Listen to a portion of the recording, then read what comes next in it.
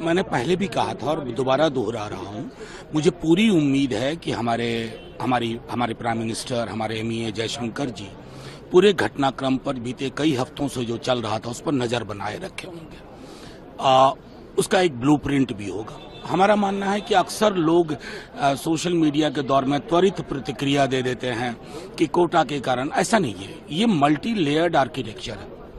मैं ये बात पूरे इसके साथ कहता हूं, बहुत सारी चीजें थी। एक एक्सट्रीम फिलॉसफी थी, कोटा पे कोर्ट का जजमेंट था। 2, तीसरा एक महत्वपूर्ण पहलू ये भी है कि एक डेमोक्रेसी के लिए जो एस्पिरेशन थे वो एड्रेस नहीं हुआ था। बीता चुनाव आप याद करिए। तो अगर इस पूरे आर्किटेक्चर को हम समझे, उसकी परिणति हुई है कि शेख हसीना को देश छोड़ना पड़ा। ऐसी छवियां भी हमने देखी थी जो कुछ वर्ष पूर्व अंदाजा नहीं कर सकते थे कि शेख मुजीबुर रहमान बंग बंधु की प्रतिमा जिस प्रकार तोड़ी जा रही थी। तो मेरा मानना है कि इस मल्टी लेयर्ड आर्किटेक्चर को समझते हुए हमारी सरकार जो भी निर्णय लेगी, हम उसके साथ हैं। सर, इसके अलावा साउथ ईस्ट एशिया की अब राजनीतिक स्थिति जो है उसको कैसे देखते हैं? देखिए, हमारे इमीडिएट नेबरहुड में ये हुआ है और मैं चाहूंगा कि हमें सावधानी के साथ साथ एक विश्लेषण भी बेहतर करना होगा, क्योंकि हमारी एक बहुत बड़ी सीमा बांग्लादेश से लगती है और ऐतिहासिकता भी है, रिश्तों की भी ऐतिहासिकता है। दूसरे नेबर के मुकाबले बांग्लादेश के साथ हमारे रिश्ते हमेशा कमोबेश एक बेहतर स्वरूप लेके रखा है इसने।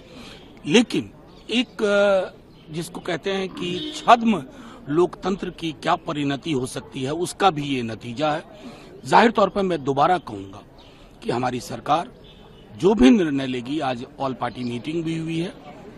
अगर मिनिस्टर साहब दोनों जगह स्टेटमेंट देंगे तो जो हमारे मन में दुविधाएं हैं, उन दुविधाओं को भी हम उनके समक्ष। मैंने पहले भी कहा था और दोबारा दोहरा रहा हूं, मुझे पूरी उम्मीद है कि हमारे प्राइम मिनिस्टर, हमारे एमईए जयशंकर जी पूरे घटनाक्रम पर बीते कई हफ्तों से जो चल रहा था उस पर नजर बनाए रखे होंगे। उसका एक ब्लूप्रिंट भी होगा। हमारा मानना है कि अक्सर लोग सोशल मीडिया के दौर में त्वरित प्रतिक्रिया दे देते हैं कि कोटा के कारण। ऐसा नहीं है, ये मल्टी लेयर्ड आर्किटेक्चर है।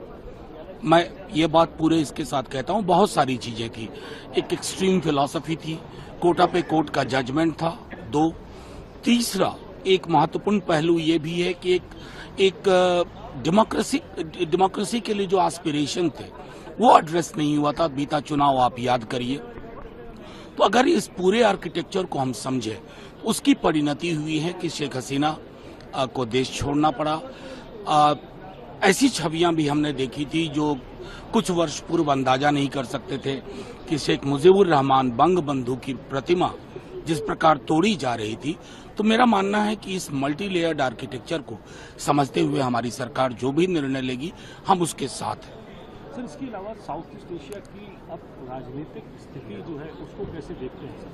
देखिए, हमारे इमीडिएट नेबरहुड में ये हुआ है और मैं चाहूंगा कि हमें सावधानी के साथ साथ एक विश्लेषण भी बेहतर करना होगा, क्योंकि हमारी एक बहुत बड़ी सीमा बांग्लादेश से लगती है और ऐतिहासिकता भी है, रिश्तों की भी ऐतिहासिकता है।